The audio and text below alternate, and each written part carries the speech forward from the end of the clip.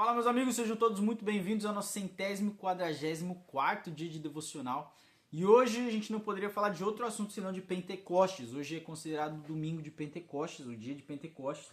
Então, eu tenho que ler algumas coisas que o Senhor tem falado ao meu coração e refletir com vocês. Atos, capítulo de número 2, vai dizer assim: quando chegou o dia de Pentecoste, estavam todos reunidos em um só lugar.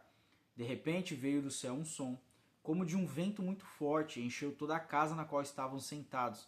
Apareceram línguas de fogo, que se separaram e pousaram sobre cada um deles. Todos ficaram cheios do Espírito Santo e começaram a falar em outras línguas, conforme o Espírito permitia que se expressassem.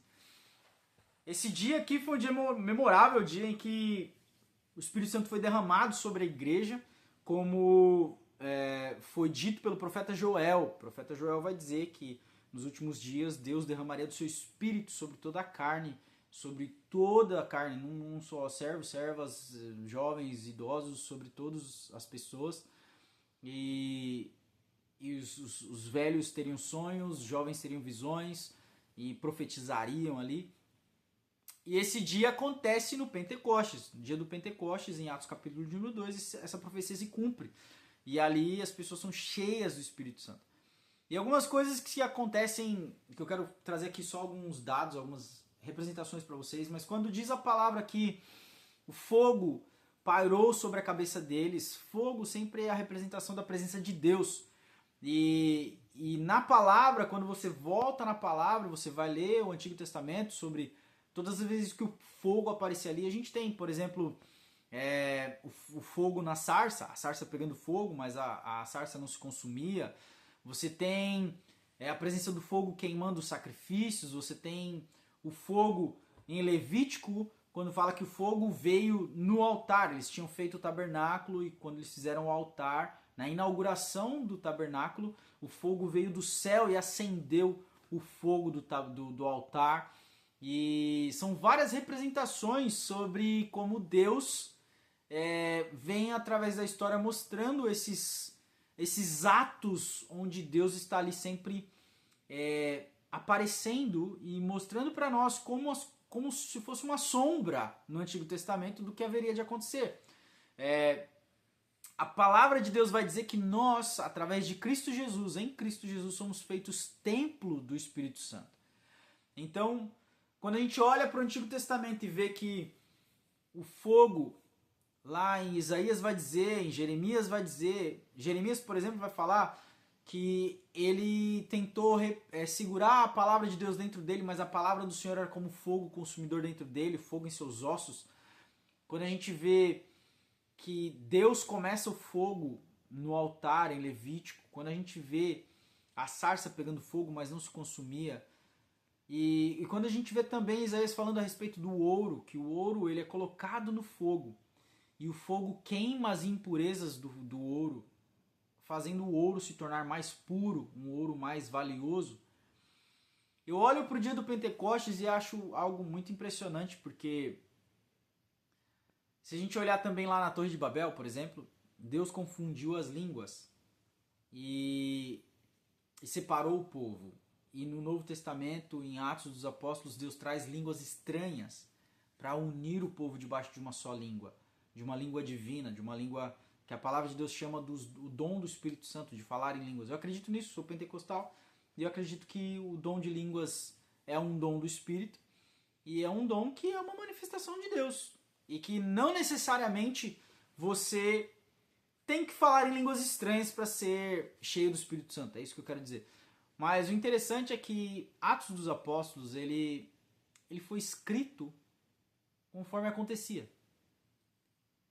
Nós temos hoje Atos dos Apóstolos pronto, mas os apóstolos, Lucas, por exemplo, que escreveu Atos dos Apóstolos, Lucas não foi um apóstolo, mas ele foi um dos ajudantes de Paulo, e ele escreve o Evangelho de Lucas e ele escreve também Atos dos Apóstolos, e Atos dos Apóstolos é um livro histórico, porque é um livro que conta o começo da igreja, a história da igreja ali. Esse livro ele foi escrito porque Lucas foi... Parte do livro Lucas estava junto deles e parte do livro Lucas ouviu deles. Então, parte do livro Lucas está relatando coisas que ele foi reunindo de informação, e parte do livro ele escreveu porque ele era testemunha viva, estava junto com eles no que estava acontecendo lá. Então você vai ver ao longo do livro de Atos muitas vezes ele falando, e eles foram e nós fomos. Então essa mudança de palavra mostra que em determinados momentos Lucas estava relatando algo, e em determinados momentos Lucas estava com eles. Então, o que eu quero dizer é que a presença de Deus em nós é o Espírito Santo. E o Espírito Santo fazendo presença em nós precisa ser acompanhado desse fogo que... Talvez eu quero ser bem claro aqui no exemplo, mas assim como o fogo purifica o ouro, fisicamente falando, que o fogo do Espírito possa purificar o seu coração. É por isso que eu entendo quando Gálatas vai falar a respeito do fruto do Espírito, a gente entende que são várias coisas relacionadas a um só fruto. Várias camadas desse fruto.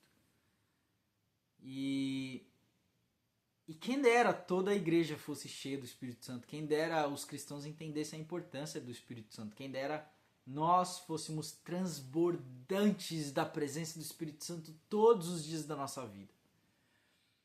Para você que não é cristão, é loucura o que a gente está falando. Para você que não entregou sua vida para Jesus ainda, você não sabe o que é. Porque a palavra de Deus diz que nós estávamos mortos em nossos delitos e pecados. Então, quem não está em Cristo está morto em seu pecado. E quando a gente se arrepende dos nossos pecados, entrega a vida para Jesus, recebe a salvação por meio da fé em Cristo Jesus, a palavra diz que então nós somos transportados do reino das trevas para o reino do seu Filho amado, o reino de Jesus. E esse reino é o reino da luz. E essa luz nos traz esse discernimento e essa vida através da presença de Deus dentro de nós. Então o Espírito Santo passa a habitar dentro de nós.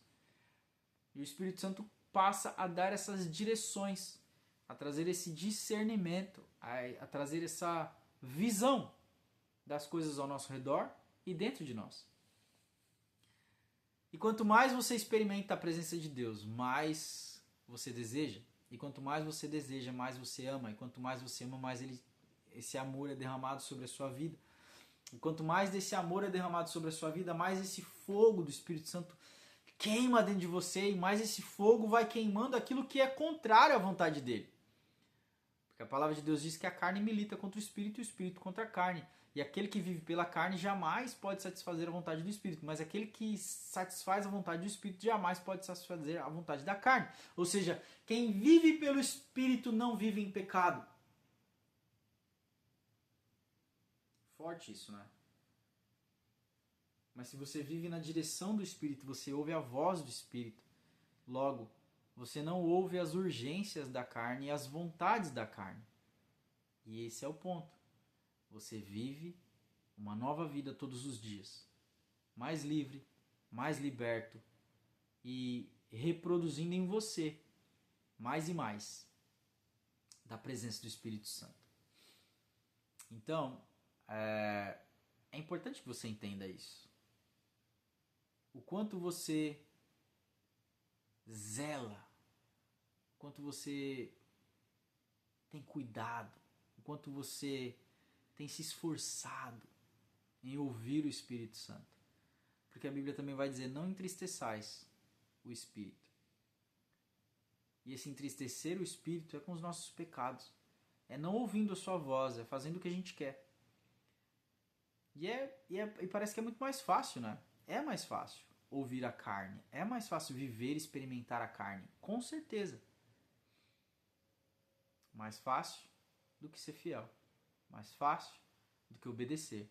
Mais fácil do que realmente, como diz Paulo, esmurrar a própria carne e levar todo o pensamento cativo a Cristo. É difícil. Mas se você não buscar mais, você não vai ter mais. A A palavra vai falar em Coríntios que nós precisamos buscar os dons, buscar o poder, buscar a presença, sabe? E como é que a gente busca isso? Em oração, em jejum, consagração, em leitura da palavra, em dedicação a um relacionamento com Deus. Eu posso te dizer 100%, se você desligar tudo que tem ao seu redor, parar com tudo e simplesmente falar de forma bem sincera, com o coração rendido, e falar: Espírito Santo, eu quero ouvir a sua voz, eu quero te conhecer, eu quero experimentar a sua presença. Você me ajudaria a isso? Pedir, clamar, implorar. Espírito Santo, você me ajudaria, você me mostraria a tua presença? Espírito Santo, você me perdoa? Você pode me mostrar a sua graça e a sua presença? Espírito Santo, você poderia abrir meus olhos espirituais para enxergar? Espírito Santo, você poderia me ajudar nisso? Você poderia me ajudar naquilo? Espírito Santo, você pode me ajudar nisso? Eu tenho certeza absoluta que Ele vai te ajudar. E esse é o desejo do meu coração, que o Pentecostes não seja um dia para a gente orar, para que as coisas se repitam. Como eu disse, o apóstolo Pedro, os apóstolos, Lucas, todos eles estavam escrevendo como acontecia. Não tem uma fórmula, não existe uma fórmula. A gente sempre fala: faz de novo, Deus. A gente se reúne no lugar, tranca a porta, igual os apóstolos fizeram no Atos capítulo de número 2. Mas a gente tem que entender que não existe um padrão. E eu vou dizer por que não existe um padrão. Porque se você olha Atos dos Apóstolos, eles estavam pensando o seguinte: você entrega a vida para Jesus, você se batiza nas águas, daí você recebe o Espírito Santo. Eles achavam que esse era o roteiro. Quando na verdade, chega no capítulo de número 10, na casa de Cornélios, eles acabaram de receber Jesus como Senhor e Salvador, eles acabaram de ouvir a pregação do Evangelho, e eles recebem o Espírito Santo. E aí Pedro fala: peraí, mas a gente não devia batizar esses caras? Sabe, é na hora, tipo, peraí, mas eles não foram batizados nas águas e já tem o Espírito Santo, já estão falando em línguas estranhas, receberam o dom, e tá errado. Não tá errado. É porque a gente tem que entender que Deus faz as coisas como Ele quer, quando Ele quer, aonde Ele quer, do jeito que Ele quer. A gente não pode guardar Deus dentro de uma caixinha e achar que Ele vai sempre fazer da mesma forma. Então, quando você pedir e clamar ao Senhor, clame ao Senhor para que Ele faça do jeito que Ele quiser. Mas faça. Implore para que Ele faça. Não importa como.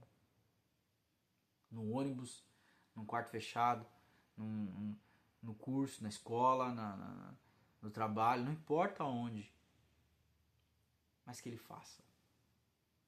E que você esteja com o coração pronto para receber. Desejoso. Então que esse Pentecoste não seja uma reprodução exata do que aconteceu no capítulo 2 de Atos, mas que nesse dia você possa clamar ao Senhor para que Ele faça a vontade dEle, do jeito dEle. E que as manifestações do Espírito Santo sejam das mais variadas.